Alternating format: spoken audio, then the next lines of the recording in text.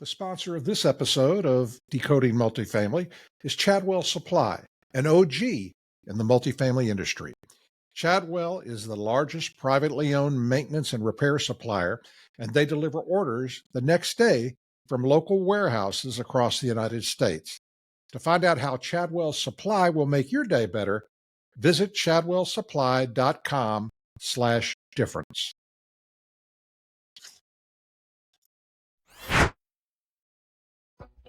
Welcome to Decoding Multifamily, a video podcast that explores different aspects of multifamily operations and takes a deep dive into the important topics that affect the apartment industry.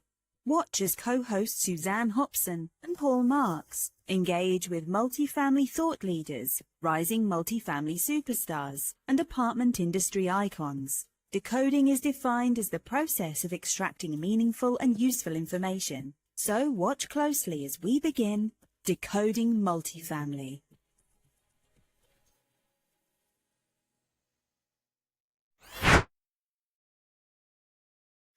Welcome to Decoding Multifamily, powered by the Multifamily Media Network. The Multifamily Media Network is a free media platform which is on a mission to inspire the next generation of multifamily leaders. With 11 different weekly podcasts from a roster of hosts who are not only multifamily experts, but also industry icons, we bring you the latest insights, trends, and success stories from the multifamily world. Stay informed about each unique podcast and catch up on the latest episodes by visiting multifamilymedianetwork.com. Plus, don't miss out on our educational, inspiring multifamily blogs. Tune in, get inspired, and transform your multifamily journey with us. So, again, welcome to Decoding Multifamily. For this episode, I'm joined by my fantastic co-host, Suzanne Hopson, and our guest. So, Suzanne, please introduce our guest. Thanks, Paul. I am happy and excited to. Andrew Reichert, welcome to the podcast. I'm going to get a little bit personal by saying I'm really excited that you're here. Did I already say that? But I'm really excited that you're here. Andrew and I met about a year ago now when I was just opening my business, and he was growing and growing, and I was fascinated by your website, Andrew. Just really resonated with sort of the new way of operating. We'll get into all of that. But Andrew, why don't you tell us a little bit about yourself and about your company and what you're up to? Yeah, thanks so much, Suzanne and Paul, for having me on the show. I'm delighted to be here, as excited as you are to have me on. I'm excited to be here and happy to give you a little bit of an overview. We're a private equity real estate company, so we raise private funds and we deploy that into multifamily apartments. We've been doing that for just a little over a decade. Happy to share a little bit about how I ended up in the business, but sort of just fell into the business and fell in love with the business. And since then, we've raised over $100 million. We've acquired over 300 million of real estate, and we operate a little over 3,600 units. That's great. Yeah, that's amazing. And I'm really, excited about hearing what's really happened as of late, because I think you've really experienced some growth over the last year or so. Would you say that's accurate? Yeah, we have. Yeah, we've been very fortunate, very blessed to be in the position that we're in today. We've been growing in all aspects. We've been acquiring real estate. We've been raising capital. And we've been growing our team. We recently breached over 100 employees, so that was a big milestone for us. I remember when I was, working from home as the only employee, and it doesn't seem like that long ago when I was trying to figure it out on my own. And to think that we now have 100 lives that are a part of our organization is really a remarkable thing. Man. Andrew, real quick, the 3,600 units that you have, what markets are you in? Yeah, so we're headquartered in Pittsburgh, Pennsylvania, and we've expanded into Cleveland, Cincinnati, Buffalo, northern West Virginia, some of the surrounding markets. Fantastic. Yeah. Well, I would love to know, and we all would love to know, a bit of your story and maybe some of the challenges that you faced early on. Our listeners love to know what not to do. I'm sure you might have a couple of I've got lots of examples. those. But what were Yeah. some of those challenges early on for you, Andrew? Yeah, honestly, I could probably share more about what not to do than what to do because I think I'm still figuring out what to do. But yeah, so just a little bit of my history with real estate. I grew up in a family of very little financial means. Sort of worked my own way through college, working multiple jobs. And when I was in college, I actually read a book called Rich Dad, Poor Dad that talked a little bit about investing and owning a business. And I fell in love with the idea of being an entrepreneur and being a real estate investor. But of course, I had no money to speak of to do that. Well, this was before the financial crash of '08 and '09. And the year I graduated from college, I actually bought a duplex with no money down, no credit, no experience, and I walked away from closing with a check for 20 grand. Wow. So just like the things that the banks were doing back then that they're, you can't really do today. But I was in the fortunate place to have gotten really creative. I read every single book about no money down purchasing, and what ended up happening is I became both an investor and an operator, because I had no money. I was watching YouTube videos about how to replace the thermocouple on the furnace and how to replace the plumbing and leasing the apartments and, bookkeeping. And I mean, I was just doing everything. So that's how I ended up in real estate. I took that check for 20 grand and I bought a 3 unit and then a 5 unit and a 6 unit. And I ended up having 20 units. And that was about the time that I launched this company full time.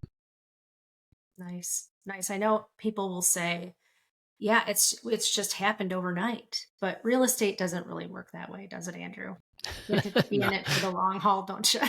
Yeah, yeah. It still seems like a grind every single day.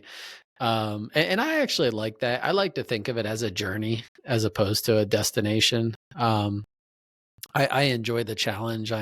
You mentioned some of the struggles along the way. Everything from the tenants to the toilets were, the things that I had to learn and struggle with. But I really can consider myself a continuous learner, and so I was just excited to learn something, and I learn something new every day. And I hope I never stop learning. Those challenges to me are just opportunities to learn. Yeah. Oh, that's great. So we talked a little bit about this pre-show, but there's a lot of chatter out there about what's happening in the markets. You're still finding opportunities. So how are you feeling about our landscape right now? Yeah, I mean it's challenging for sure. It's one of the more challenging environments I've been in since I started investing, like I said, back pre 2008. Um, but I think again, I think every challenge presents an opportunity, and so for us, the high interest rates have definitely caused some difficulty getting deals to pencil, and our underwriting has become more challenging. So we have to be a little bit more careful, making sure that we're doing good deals. Oh, what we found is that the deals that we're doing right now are just more opportunistic in nature, and they just have some hair on them. There's no easy deal to be done right now. Um, and we honestly might, in a prior year, maybe we would look at 100 deals and we'd end up doing 10 of them or something like that. Now we're looking at 300 deals and we're doing 5 of them. So it's like we're we're working 3 times as hard on underwriting to do half as many deals, but there's still deals to be done. You just have to keep turning over rocks and find good opportunities. Yeah, What, those what off-market opportunities, right? Yeah, So for they're the sure, ones that as are often coming. as we can. Andrew, what's the target type of deal you look for as far as number of units, age, the class, so forth?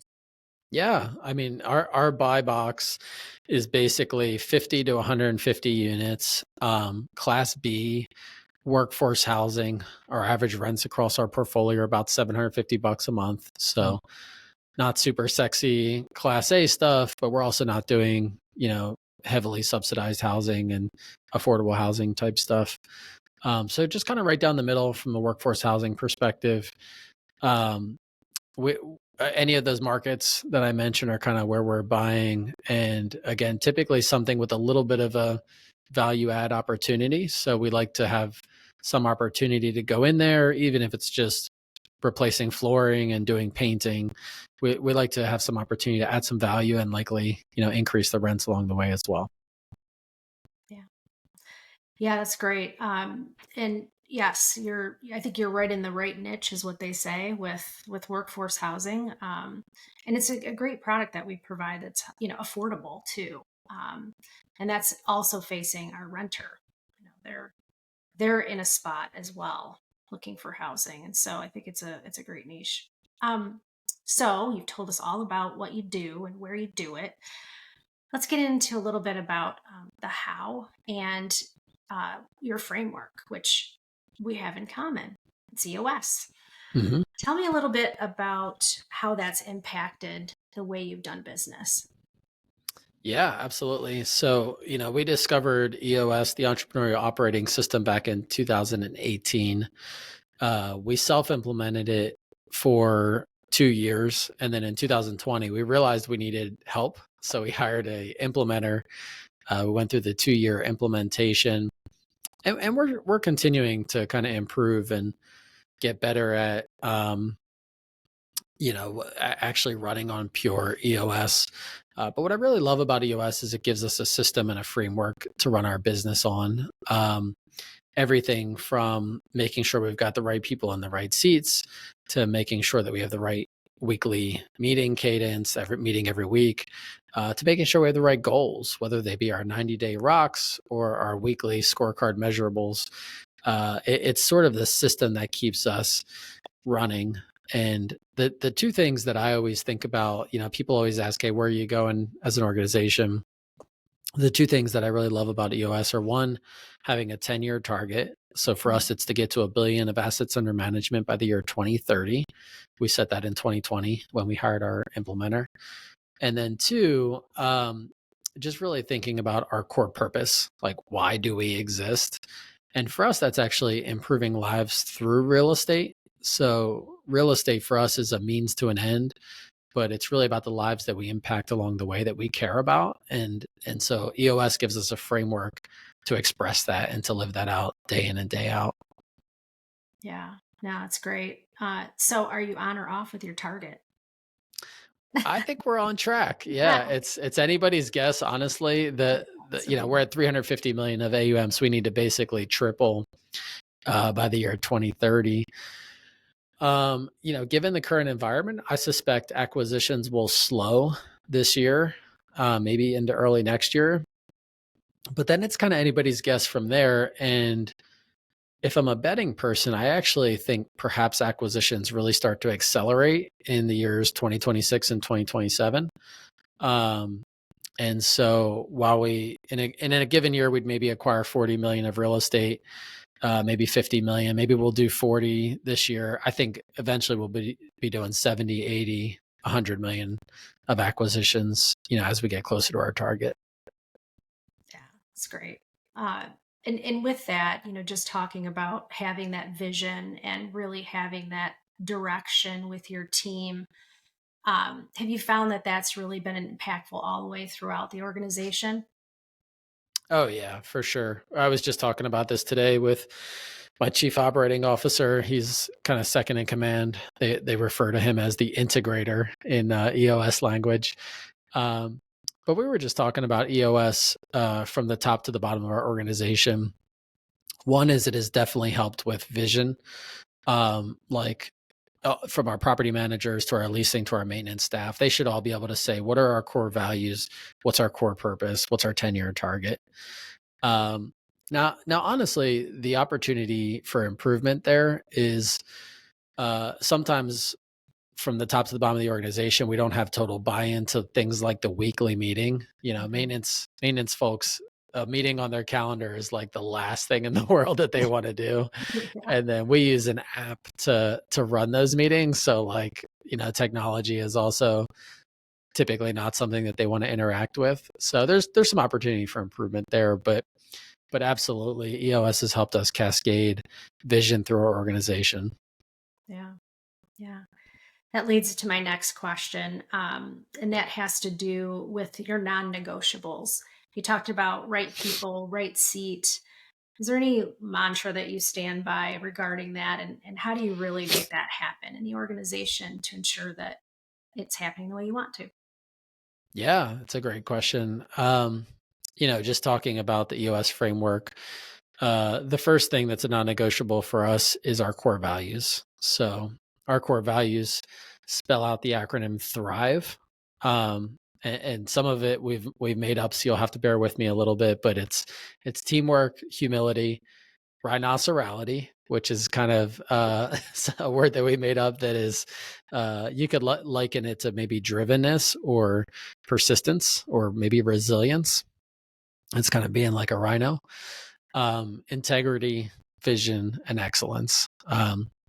So the non-negotiable there is not that everybody in an organization needs to be perfect at all of those things, but they need to reflect the behaviors of those core values most of the time.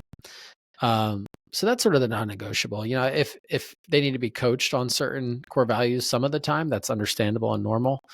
But a clear breach of a core value like integrity is likely just going to lead to an execution or a termination from the organization. So that's kind of our non-negotiable. From there, obviously competence in the job. EOS would call that GWC. That one's a little bit harder because we're a young organization and we're constantly training and coaching people. And so it's not as much a non-negotiable as perhaps it might be in other organizations. We're routinely bringing folks in that perhaps are not totally qualified for the job, and we're trying to coach them up and train them just because of the perspective we've taken as an organization, which is really a people first perspective. I love that. I hear that more and more now that people in our space or companies are hiring with no experience for sales or even, the property manager position and service. That there's a training program that people are putting together to help with that recruitment, gap that we seem to have with a couple of those positions. Are you finding that you're struggling too with, positions to fill vacancies, if you will, at your company? Yeah, I would say, yeah. I mean, the workforce has changed forever, really since COVID, and I'm sure some of it was in progress even before then. But yeah, the workforce is different. There is an expectation of being able to work from home a lot of the times, and so we've had to really embrace the hybrid workforce concept. Um, we consider ourselves pretty fortunate because we're a technology forward organization, so having virtual meetings is not, something that we hadn't been doing. I mean, we'd been doing that obviously way prior to COVID. Um, and so it's fortunate that we can adapt, but at the same time, um, I just think that there's fewer fish in the pond that really match the criteria that we're looking for. And so, yeah, it's causing us to get a little bit more creative in terms of how we think about hiring and retaining talent. Um, I'll also say, and this isn't something that I'm dogmatic about, but I think we, as an organization, can and maybe even prefer to find people that don't bring the baggage of having done the job a certain way for a long period of time, and we can teach them the job. So, for example, you mentioned property management. Sure, we'd love to hire a person who's a perfect core values fit and a great property manager and has done it.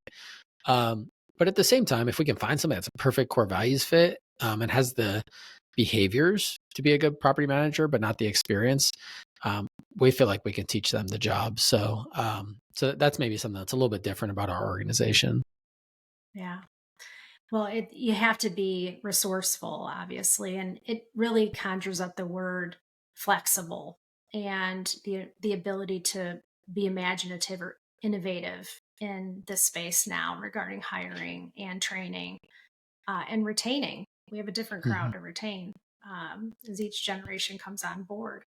So, do you have like a formalized training department, or how do you train your folks?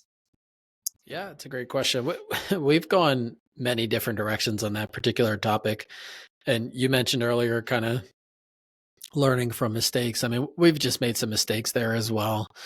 Um, we originally were really trying to centralize training. And we do have a head of people who leads up our, people human resources department that I think is very skilled with creating, standard operating procedures and making sure that we're putting training materials together. We use a service called Trainual to put all of our training in and to make sure that we're onboarding people when they join our organization. But none of that is a replacement for a manager training their direct report. And so we've realized that what we really have to do is hire managers who know how to manage, um, and have the capacity to train their own team and let them do that, as opposed to us forcing it through almost like a corporate hierarchy in a centralized function. And so that's one of the iterations that we made over time, just really decentralizing training a little bit. And Hmm. while we do have standard procedures, we also want to empower our team to do it the best way for them. Chadwell Supply is the proud sponsor of the Multifamily Media Network. Chadwell Supply is the largest privately owned MRO supply company and is committed to the multifamily industry. They deliver orders the next day from local warehouses across the United States. Chadwell Supply offers valuable resources such as maintenance training, a dedicated renovations team, and procurement platform assistance, ensuring multifamily properties operate more efficiently. Partnering with Chadwell Supply helps communities stand out in an increasingly competitive market. Learn more at chadwellsupply.com/difference.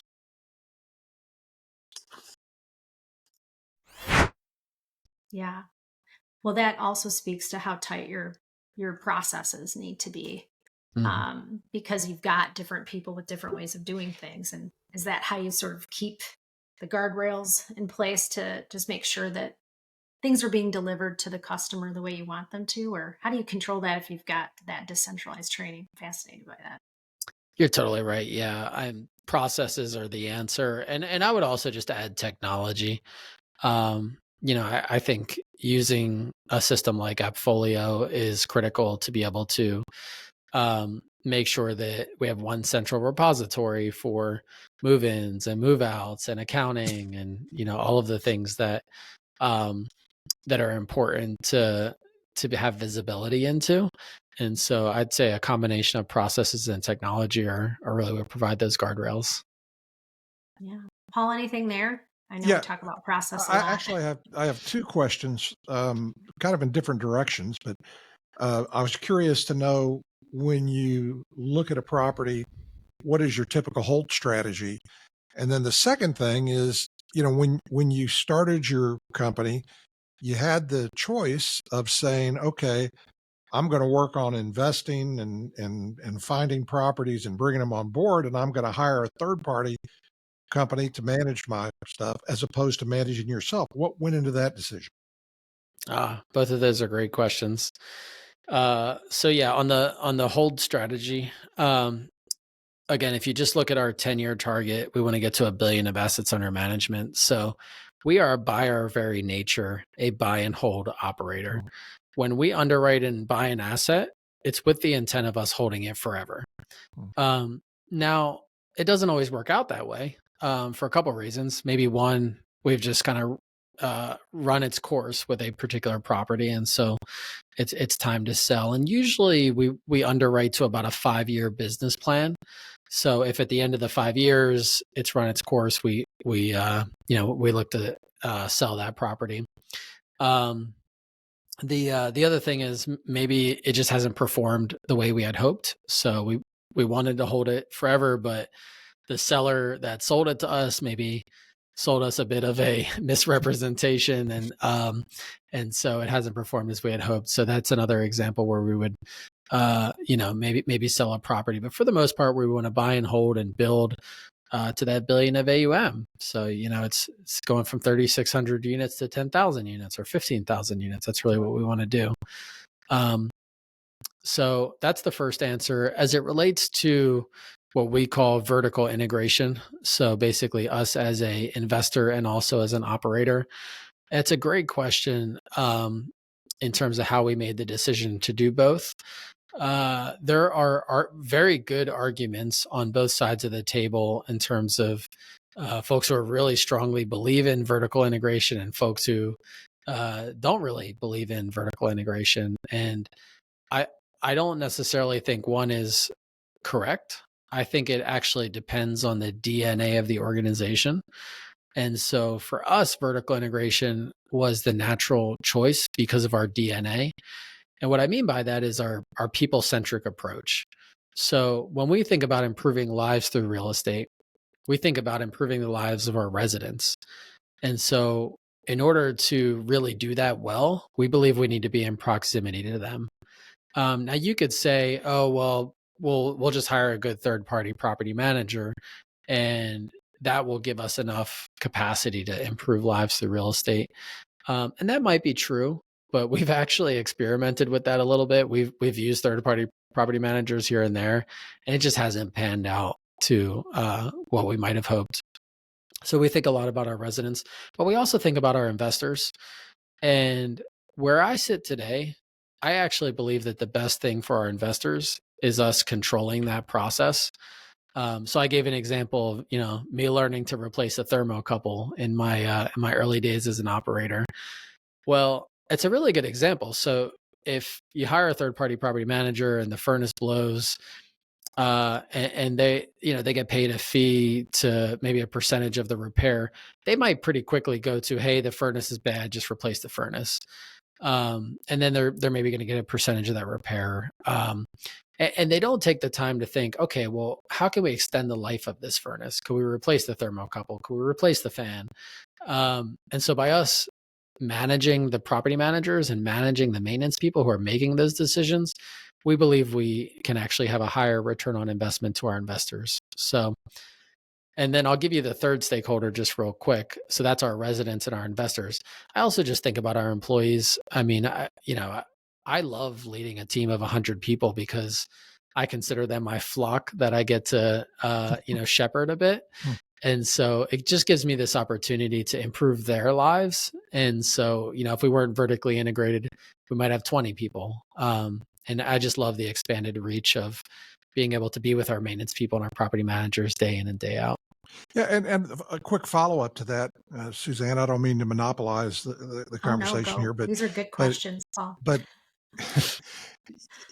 you just touched on it. But my follow-up is improving lives through real estate when it applies to your team.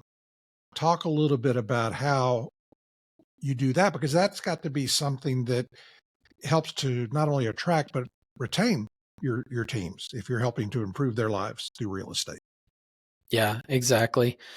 So I'll say two things here. One is we consider ourselves a deliberately developmental organization, or a DDO.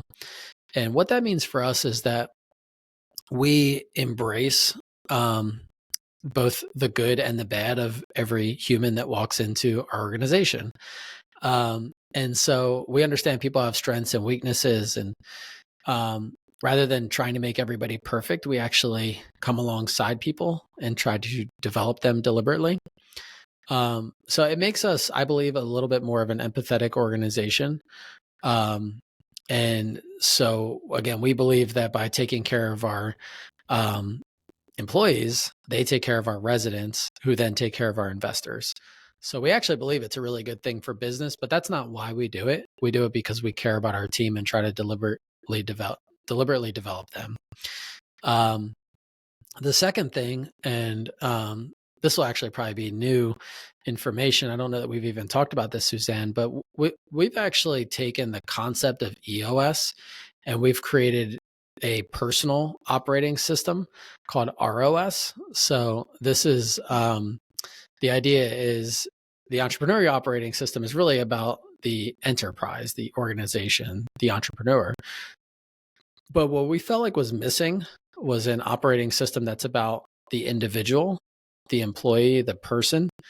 And so, the Rhino is really big over here at Burgos. So we called it the Rhino operating system, ROS.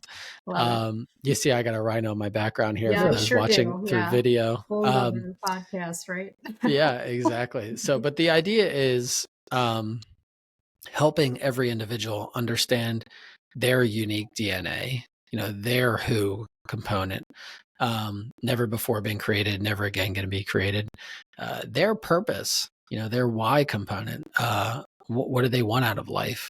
And then their what component, which is really what they do day in and day out.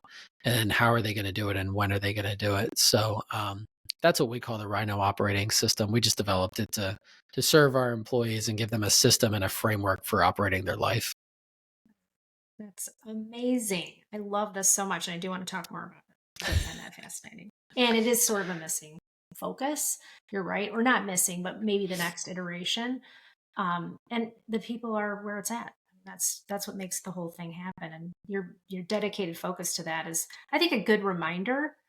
Not that we need reminding, but some of us do out there, that our people are in the day in and day out. And to have a mentor or someone within the organization that, as you said, walks alongside of them and really figures out what they want to be when they grow up or move away from the company even, that's a real investment. And that's very attractive, I would think, to a prospective employee. So that's good stuff.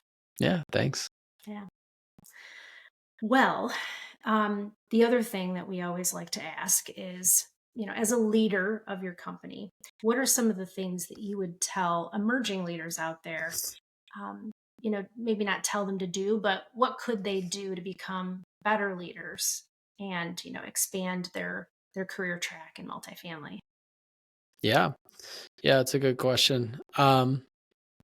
So I'm actually working on a book that should come out later this year, and it'll include some of this Rhino operating system stuff I was talking about.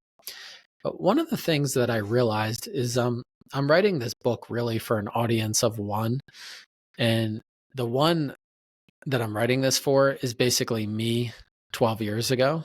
As I was starting this business, what are the things that I wish I knew and I wish I had at that time?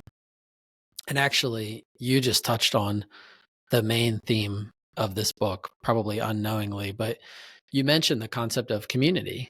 And the thing that I've really come to realize is the importance and the power of community for emerging leaders, emerging entrepreneurs, emerging real estate operators, emerging investors. So, the concept that I reference in this book and that I really like is, if you look in the trades, they have these things called guilds. And when you're in a guild, you kind of move up from an apprentice to like a journeyman or a journeywoman, to a master, right? Like you become a master plumber, a master electrician. But it's that community that comes alongside you and supports you in that journey. And so this operating system that I've developed is a system that can be used, but it can't be used in isolation. And we talked a little bit even about some of the dynamics that have happened since the pandemic. And I think one of the dynamics that has happened since the pandemic is isolation has become more prevalent. I think there's been a bit of a pandemic of isolation. I see that at our properties a lot. We do a lot to actually combat that at our properties and build community at our properties. But the thing that I always tell emerging leaders is surround yourself with a community, build yourself a guild like that similar to what exists in the trades. You really need to be thinking of always having a mentor, always having a mentee. And I like the idea of having two peers that you and those two peers are basically a triad that sharpens each other. Really good. That's Really, well, I fantastic. can't wait to read the book. That's amazing news. We've got about 5 minutes left, Suzanne. Okay. All right. Well, I'll try to keep it to 5 minutes if I can. So in that philosophy, which I think is refreshing, I don't know that, I see that so much in larger institutions, it can get lost. How will you maintain that culture when you are at 15,000 units? Yeah, it's a good question. I mean, I think, us at 15,000 units is really something like 300 employees. So I get that it's 3 times the size of us right now at 100, but it's still a relatively small company. If you're comparing us to some of the big local employers here, PNC has 60,000 employees, or UPMC, 100,000 employees. Those organizations really struggle, I think, to create community and cohesiveness in the organization. And I say this with all humility. I don't want to overstate our abilities, but from 100 to 300, I actually think will still be very relatively manageable in terms of keeping people connected and protecting our culture and what is good about what we do today. Now, what we have done, and this is definitely a consideration, is we've expanded geographically a good bit.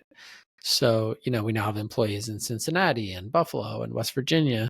And so I think geographical dispersion makes things a little bit more challenging. But some of the things we do, we get everybody together every quarter for our quarterly meetings. We do a quarterly outing in each market every quarter. We do quarterly volunteering, so we all get together and serve, together. We just have a lot of touch points, and then we're connected through Zoom, day in and day out. So we really just have a lot of connection points that allow us to preserve our culture. Yeah, that's great. And I know that has been a challenge. Like, how do we, especially in virtual companies, or the majority of the company is virtual and they're spread out, how do you really do that? And I love that you're doing that in-person connection still. And regularly, that quarterly is quite a bit in like 3 different ways. So yeah, that's really cool. So with that, what are you up to next? Like, what are you doing next? Yeah, as a organization, like as Burgo. Yeah. Yeah, I mean, for us, it's we're always looking at new markets to expand into. I always love when we can put a Burgo flag at a new place on the map. So, we like contiguous markets. So who knows? Maybe we'll be in Indianapolis or Louisville, Kentucky, or some of the other sort of heartland cities that surround our current investment portfolio. I think just continuing to do what we do and do what we do well. It's operating with excellence, continuing to improve our operations, and focusing on people. That's what gets me up and gets me excited every single day. To me, $1 billion of AUM is just like a big number. It wouldn't be a number that would get me out of bed if I didn't know that represented 15,000 lives of residents and 300 lives of employees and 500 investors. And, the lives that undergird that number are what get me excited. So yeah, just keep growing, keep building. Yeah. Yeah. Paul, do I have time for just one more? Yeah, one more. Okay. Thank you. Can you explain the rhino story? Yes, I can. Okay. I'm glad you asked. So, okay, so there's this book written, and I think it must have been written 25 years ago at this point, but it's called Rhinoceros Success. And it's a pretty funny book. The author is Scott Alexander, and he talks about how he contrasts the rhino to a cow. And he says the cow is like lazy and just grazes in the field and is very passive. The rhino is like active and charging and sees a goal and chases it down. And so the point of the book is you want to be a rhino. And so the rhino has just become my personal mascot, and then our organization's mascot. But what I love about the rhino, and this is mentioned in the book, is the rhino has this really thick skin. And so, Rhino has this 2-inch thick skin that can, damn the torpedoes mentality, right? Like it can really withstand a lot of adversity. And as I look at my life, I've dealt with my share of adversity. So I got expelled from high school. I got diagnosed with cancer 1 year into being married. My wife and I found out that I had cancer, might never have kids, might not even live. I've been arrested, got locked up. I mean, I've just had this life of adversity. And then I started this business and the adversity has not stopped. It's actually probably amplified. And so the Rhino for me is a picture of resilience. It's like, this is what resilience looks like in the face of adversity. I'm so glad. That's a fantastic story. Thanks, Paul. So Andrew, tell our audience if they want to reach out to you and connect with you, what's the best way to do that? Yeah, I'm pretty active on LinkedIn. So Andrew Reichert on LinkedIn at Burgo. You can always find me there. Or you could just go to our website, burgo.com, BIRGO.com. Fantastic. Well, thank you so much for being with us. We're going to be back again soon with the next episode of Decoding Multifamily, which is part of the Multifamily Media Network. Go to multifamilymedianetwork.com to find out more about not only this podcast, but our other great podcasts that are hosted by industry icons, as well as other great blogs that you can subscribe to their weekly newsletter to find out what's dropped that week. So that's multifamilymedianetwork.com. Again, Andrew, thank you. Suzanne, thank you. And we'll be back again soon. Thanks, Paul. Thanks, Paul. Thanks, Andrew. Thank you for watching this episode of the Decoding Multifamily video podcast, and please tune in to future episodes. If you would like to subscribe to our weekly newsletter or discuss being a podcast guest on Decoding Multifamily, please go to multifamilymedianetwork.com. Thank you for watching Decoding Multifamily.